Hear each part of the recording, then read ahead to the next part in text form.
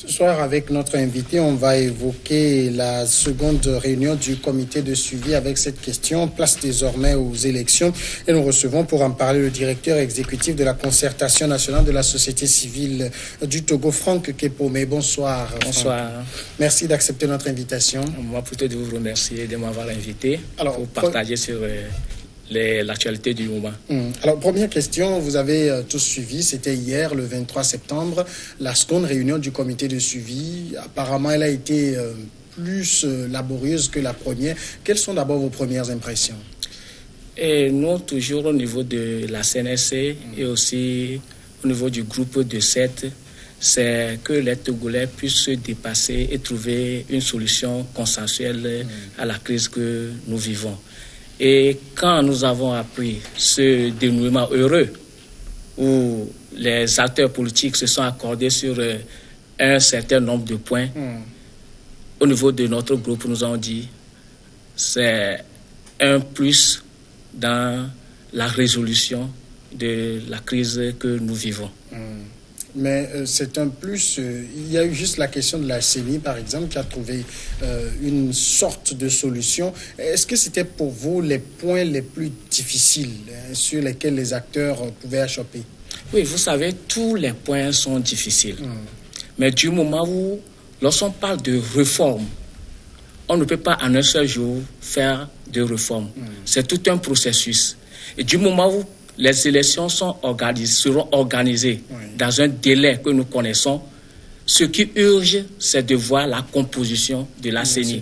Étant donné que la feuille de route a précisé qu'il faut une CENI consensuelle, inclusive, où tous les acteurs puissent se retrouver pour travailler dans l'intérêt de la nation, où on va avoir une élection transparente, crédible, inclusive et acceptable par tous les citoyens. Mais est-ce que cette recomposition vous semble la plus inclusive possible? Oui, la recomposition... Enfin, celle qui se dessine là. Effectivement, si on voit la composition de la CENI, au fait, c'est inclusive. Oui. Parce qu'on a 5 pour la majorité présidentielle, 5 pour l'opposition parlementaire, 3 pour l'opposition extra-parlementaire, 3 pour la société civile et 1 pour l'administration. Donc, cela veut dire quand on donne 8 à l'opposition parlementaire et 8 au pouvoir, c'est toujours 3 qu'on a ajouté à ces 5 là tout pour nous, donc c'est toujours inclusif. Alors, donc, pour vous, la solution, celle-là, elle est réglée au moins? Effectivement, si les deux acteurs s'accordent que c'est un pas vers le dénouement de la solution, de la crise. Donc nous allons nous dire que c'est consensuel. Est-ce que vous pensez que la recomposition de la CENI aura un impact sur la transparence du scrutin? Oui, si les acteurs s'accordent pour dire qu'il faut revoir la recomposition et qu'on a trouvé une solution à cela, le travail de la CENI aussi en est une autre chose. Oui. Si les acteurs vont toujours transposer leurs problèmes politiques à la CENI, vous comprenez que ça va encore bloquer le processus. Donc la composition est une chose, mais le fonctionnement réel de la CENI aussi en est une autre chose. Alors, on parle aujourd'hui d'une recomposition où, par exemple, l'opposition parlementaire va choisir 2 extra-parlementaires, 1 de la société civile. La majorité parlementaire choisit 2 de la société civile, 1 extra-parlementaire. Mais la CENI a toujours été composée ainsi et il y a toujours eu des problèmes. Effectivement, vous savez, c'est aujourd'hui que les gens ont su que c'est comme ça que ça se passe. Ça a été toujours comme ça. Oui. Donc, si l'opposition parlementaire choisit 2 de la société civile, donc c'est le pouvoir qui choisit 2 de l'extra-parlementaire. Ça a été toujours comme ça. Ça se faisait ainsi. La population n'est pas informée par rapport à cette clause interne. Donc si la population est informée, cela veut dire que c'est un partage équitable qui se fait au sein de l'hémicycle ou bien au sein des acteurs politiques. Donc pour nous, c'est le fonctionnement. On parle d'une commission électorale nationale indépendante, que les acteurs se disent que nous sommes là pour travailler dans l'intérêt de la nation et non pas pour notre parti politique. C'est pourquoi je dis, si on va toujours transposer les difficultés ou les problèmes qu'on rencontre au sein des partis politiques au niveau de la CENI, donc vous comprenez que ça va encore bloquer le processus. En 2015, quand certains partis ont voté pour la programmation, parce que c'est un travail technique qui se fait, vous avez constaté que le parti au pouvoir a retiré ses membres. Et au même moment, ANC aussi, quelques jours après, a retiré. Ça veut dire que la CENI n'est pas aussi indépendante que ça. Donc l'indépendance, c'est de nom, mais en matière de travail, il y a des pressions politiques qui pèsent toujours sur les acteurs qui composent la CENI. Alors aujourd'hui, quand même, peut-être au niveau des acteurs, les principaux protagonistes, c'est le meilleur schéma qu'ils auraient souhaité. Vous pensez que la voie est balisée pour les élections de décembre? Si c'est leur accord. Parce que le problème se pose à leur niveau. Pour le citoyen, c'est pour qu'on puisse trouver une solution à la crise. Mais si les acteurs s'accordent que cette composition peut nous amener à aller vers une élection crédible, donc pour nous, la voie est balisée pour aller. Maintenant, il faut que la société civile aussi puisse jouer sa partition. Parce que c'est un nouveau recensement. Donc ce recensement permettra d'avoir un fichier. Et aussi, étant donné que la CEDEAO va mettre à la disposition de la CENI des experts électoraux, nous pensons que cet accompagnement grandeur nature peut amener à faire un travail scientifique pour que les élections puissent se dérouler. Et la société civile doit faire une mobilisation citoyenne. Appeler les gens à aller se faire recenser, sensibiliser les gens par rapport au vote, le processus, et aussi faire l'observation électorale. Donc l'observation électorale, c'est tout le processus qu'on doit observer. Le recensement commence le lundi déjà. Il va falloir que les acteurs de la société puissent déployer des observateurs pour suivre le processus du recensement, si ça se passe avec la règle de l'art. Alors aujourd'hui, en tout cas, vous avez évoqué le rôle de la société civile. Il y a un danger qui plane sur la société civile, c'est que celle qui est représentée à la CENI, il n'y a pas cooptation, donc pas proximité avec l'un ou l'autre. Ce n'est pas dangereux. Oui, c'est ça, ce que je dis. C'est le travail pour nous. C'est la qualité du travail qu'une personne fournit. Au-delà de dire société civile proche de, UNI choisit celle qui lui est beaucoup plus favorable. De l'autre côté, on choisit également la société civile qui est beaucoup plus favorable. Ça retire à cette société civile ce côté-là. Effectivement, ça retire cette neutralité qu'on veut de la société civile. Normalement, ça se fait. On lance un appel pour la société civile. Maintenant, on doit voir la qualité. Est-ce que les organisations de la société civile qui seront choisies sont dans cette dynamique où ont l'expertise en matière électorale? Si la société civile choisit l'expertise en matière électorale, nous disons que tant mieux. Nous disons tant mieux. Mais si la société civile est choisie parce que cette société civile travaille avec moi, c'est là où nous disons que le jeu est encore politisé. Et ça va toujours agir sur la société civile parce qu'on veut aller à cette neutralité, à cette impartialité de cette société civile que nous recherchons tant au Togo. Alors, pour vous, de la société civile et surtout au groupe des 7, est-ce que vous pensez honnêtement que décembre, ça va donner des élections apaisées? Vous savez, c'est un schéma que les techniciens... Moi, je ne doute pas sur la compétence des membres de la CENI. Parce qu'ils sont accompagnés. On dit qu'il y a des experts que l'on donne des conseils. Si la programmation, techniquement, ça peut tenir... Nous, acteurs de la société civile, c'est d'accompagner le processus. Maintenant, si, dans leur travail quotidien, ils s'en rendent compte qu'il reste des choses à faire avant d'aller, je pense que ça va être une décision politique, si on peut repousser ou pas. Mais si c'est une planification qui est faite et qu'on peut se tenir dans cette planification, moi, je pense que pour nous, c'est de faire la mobilisation annuelle, c'est de faire le suivi du processus et de faire le monitoring de tout le processus électoral. Déjà que hier, Thibaut Camara avait laissé entendre que la date du 20 décembre n'est pas une date fétiche. Ça vous réjouit? Oui, c'est ce que je viens de dire. Si les acteurs, dans leur travail quotidien, s'en rendent compte que le 20, les élections ne peuvent pas tenir, ça, le bon sens voudrait qu'on repousse. Mais si on précipite le travail, parce qu'en matière d'organisation d'une élection, il ne faut pas précipiter les choses.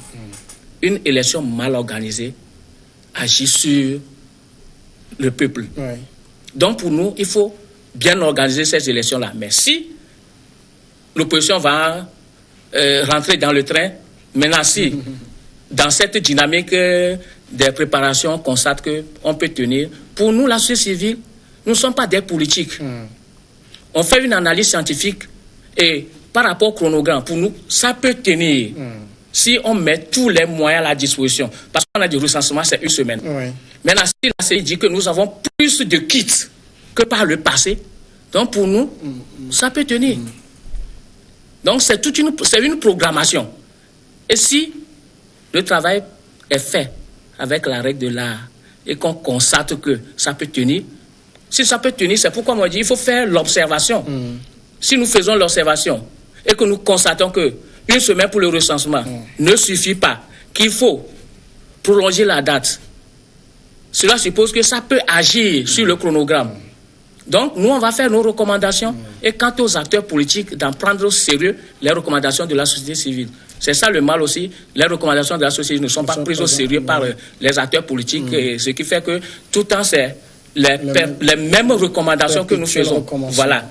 Sinon, par rapport aux différentes recommandations que nous avons eu à faire en 2013, en 2015, ce n'est pas aujourd'hui qu'on va enclencher ce processus de réforme.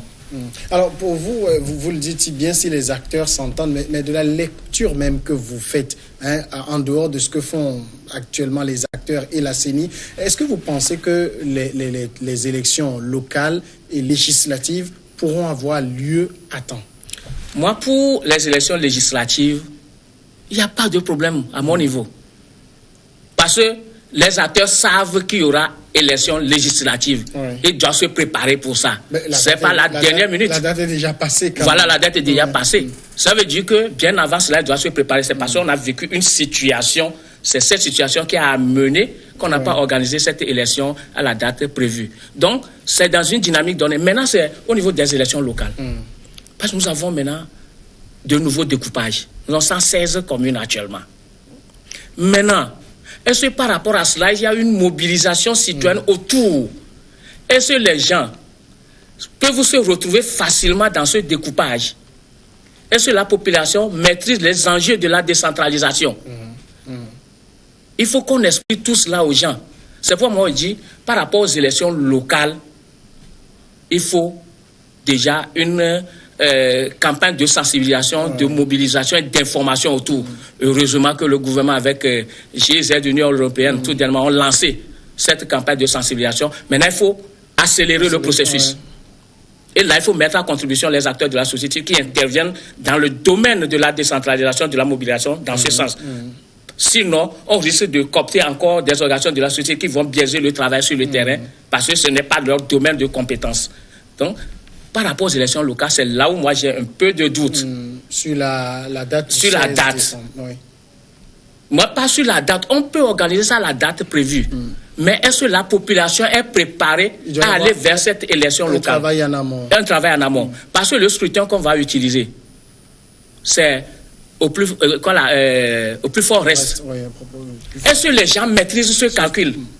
Parce qu'en 2007, quand on va organiser l'élection avec la plus forte moyenne, il y a un consortium, CAO, COPED, SO Civisme. Nous avons sillonné toute l'étendue du territoire pour expliquer aux gens, avec calcul à pu, comment ça se fait. Maintenant, les gens seront mis devant le fait accompli, plus fort reste. Est-ce que d'abord les partis politiques ont formé leurs membres par rapport à ce calcul? Je ne suis pas sûr.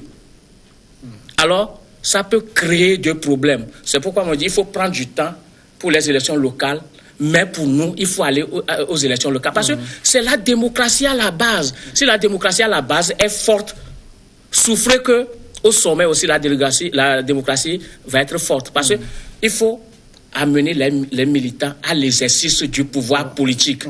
Et l'exercice du pouvoir politique ne peut que se faire à la base. C'est pourquoi nous, à la CNSC, depuis 2010, nous sommes dans un processus de plaidoyer pour aller vers les élections locales.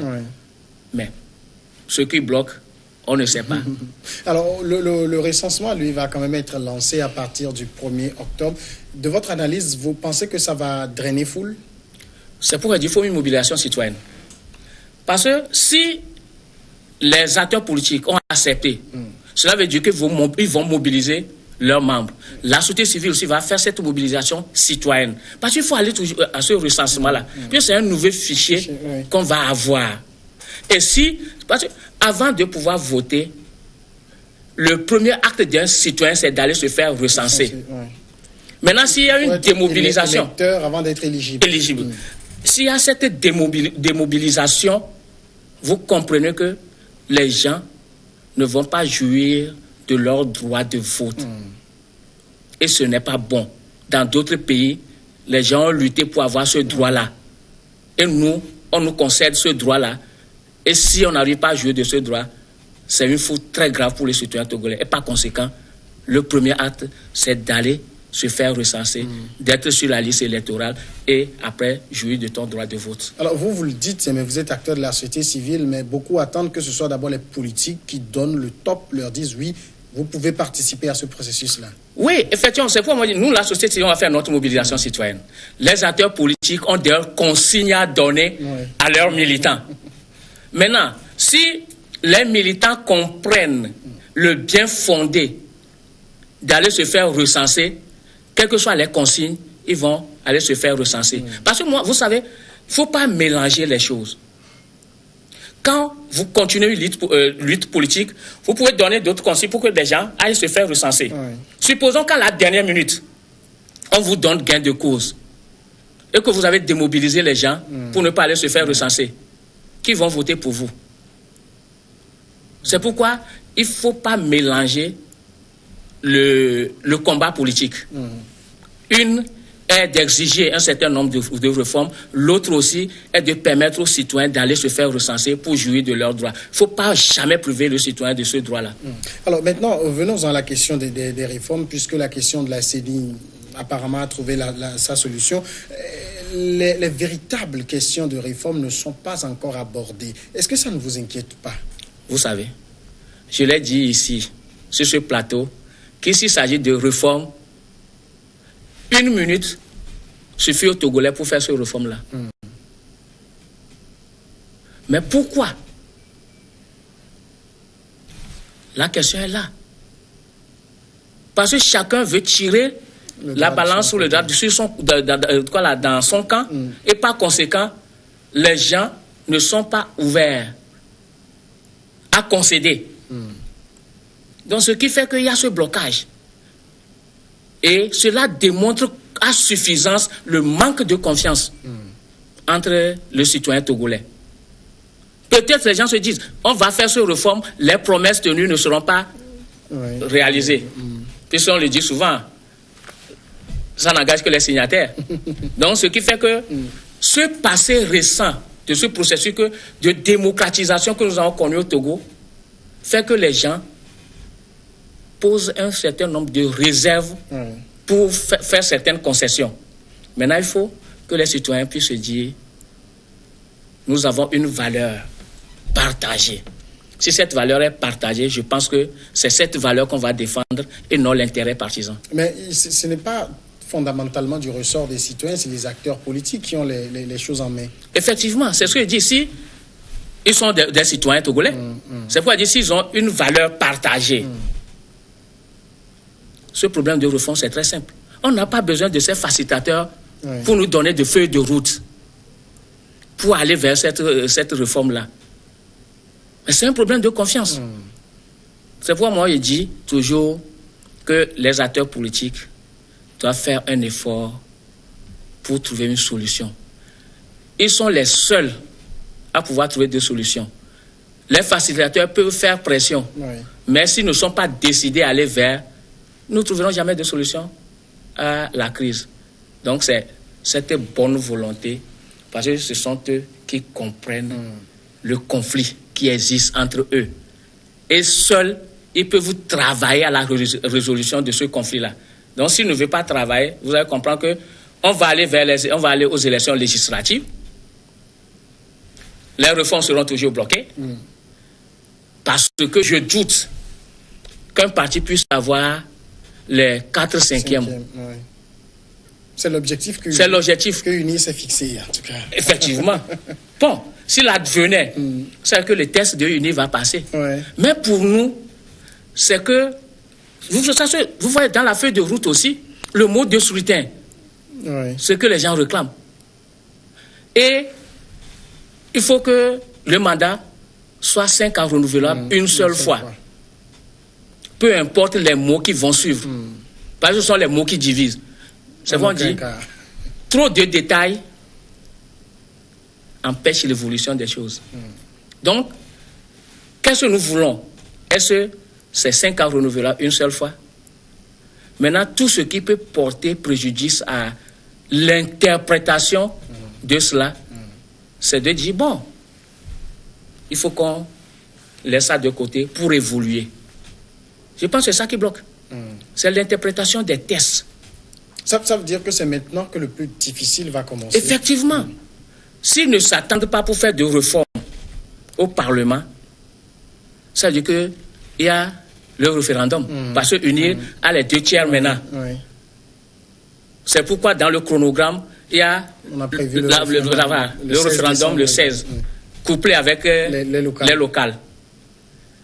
Ça veut dire, s'ils ne s'attendent pas pour aller ou pour opérer des réformes, il y aura les élections référendaires. C'est suicidaire. Mais on a vu quand même 2 acteurs qui, depuis le temps, n'ont pas véritablement réussi eux-mêmes à s'asseoir pour discuter. Il faut forcément que soit le comité de suivi, soit les facilitateurs, les représentants de la CEDEAO soient là pour qu'ils discutent. Et ça veut dire que pour aborder ces questions, il faut encore entendre un 3e round du comité de suivi. Effectivement. Du moment où c'est grâce au comité de suivi qu'ils se sont accordés sur la composition, les 8-8, cela veut dire que s'il n'y a personne pour leur dire il faut faire celle-ci ou là, ils ne vont pas. Parce qu'ils ne se font pas confiance. Les acteurs politiques ne se font pas confiance. Je le dis toujours, c'est un problème de confiance. S'ils se font confiance, ils vont dire par rapport à ça, c'est ce problème qui nous divise. Qu'est-ce que nous devons faire pour éviter que Togo soit exposé? Oui. Ils vont s'entendre sur ça. Après, s'il n'y a pas de ces problèmes-là, les acteurs politiques se retrouvent ensemble pour prendre la bière. Mais pourquoi ne peut pas, à travers ce acte-là, se dire un certain nombre de vérités et aller à l'essentiel, que de toujours attendre un facilitateur pour opérer des réformes? Les facilitateurs n'ont pas que ça à faire. Ils ont leur agenda aussi. Donc vous comprenez que il faut un sursaut d'orgueil au niveau de chaque acteur pour opérer un véritable changement, pour opérer de réformes consensuelles acceptées et acceptables par tous. Alors, d'un côté, le ministre Gilbert Bahora a dit que les réformes seront faites avant le 20 décembre. Vous le prenez au mot? C'est le ministre qui l'a dit. Donc, il a ces éléments d'appréciation. C'est un acteur politique. On ne sait pas ce qui l'a amené à dire ça. Peut-être qu'il a eu de garanties auprès des autres acteurs. C'est pourquoi il a dit cela. Donc, nous, on prend les acteurs au mot. Mais s'il advenait qu'il n'y a pas de réforme, là, on saura pour ce qui est à la base de cela. Donc, nous, on va apprécier. Donc, on ne peut pas parler à la place des acteurs politiques. Les acteurs politiques ont leur agenda. Ils ont leur service de renseignement qui leur donne beaucoup d'informations. Ce qui veut dire que parfois, certains propos des acteurs politiques, il faut les prendre au sérieux. Jusque-là, sur la question même des réformes, qu'est-ce que vous, acteurs de la société civile, vous faites concrètement? Vous savez, pour nous, les acteurs de la société civile, c'est toujours inviter les acteurs politiques à faire des réformes dans l'intérêt supérieur du citoyen togolais, dans l'intérêt supérieur de la nation togolaise. On ne peut pas faire le combat à leur place. Pour nous, il faut limiter le mandat. Vous savez, quand on dit pouvoir que le pouvoir saoule, quand vous faites 5 ans, des promesses que vous avez faites, vous n'avez pas réalisé, ce ne seront pas les 5 ans qui restent qui vont vous permettre de réaliser ça. Ce qui fait que, après les 10 ans, si vous êtes au pouvoir, vous n'allez plus rien faire. Ça a été démontré dans beaucoup de pays. C'est pourquoi, dans beaucoup de pays de ce monde-là, c'est de limiter le mandat pour permettre à l'autre aussi de faire. Parce que l'autre aussi a sa vision pour la nation. Donner l'opportunité à l'autre aussi de travailler dans l'intérêt de la nation, que de voir une seule personne à la tête d'un pays durant des années. C'est pourquoi il est temps que les acteurs politiques puissent opérer ce changement-là. Pour nous, limiter le mandat. Je l'ai dit, les mots qui vont porter interprétation pour qu'on ne perde pas les réformes. Il faut se départir de ces mots-là. Franck Kepomé, merci d'être passé dans cette émission. À moi peut-être de vous remercier, puisque c'est un combat citoyen, un engagement citoyen. Donc nous devons tous travailler dans l'intérêt de notre nation pour que les acteurs politiques puissent s'attendre et revenir à de bons sentiments. Vous êtes le directeur exécutif de la CNSC Togo. La CNSC, c'est la Concertation nationale de la société civile. On va marquer maintenant la pause et après, ce sera regard croisé avec les confrères journalistes.